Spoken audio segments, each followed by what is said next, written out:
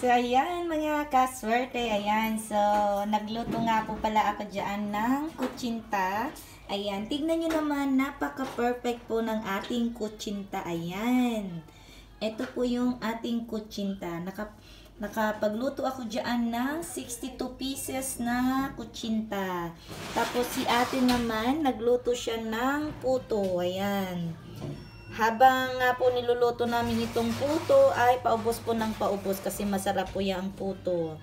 Tapos ito rin po, nabawasan na rin po itong ating kutsinta. Ayan. So, masarap po yan i-partner sa kape. Ayan. Masarap magkape pag may puto tapos may kutsinta. Ayan.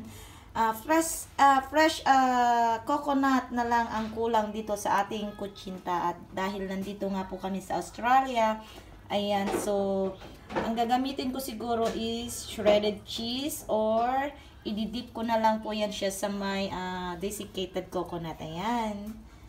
Masarap po yan siya. Ayan, perfect na perfect. Oh, perfect sa merienda ngayong hapon. Ayan, so, magpapainit na po ako ng tubig dyan at ako ay magkakape na. Ayan, yum yum. Ayan, sobrang kinis po ng ating kutsinta. Tingnan nyo naman po.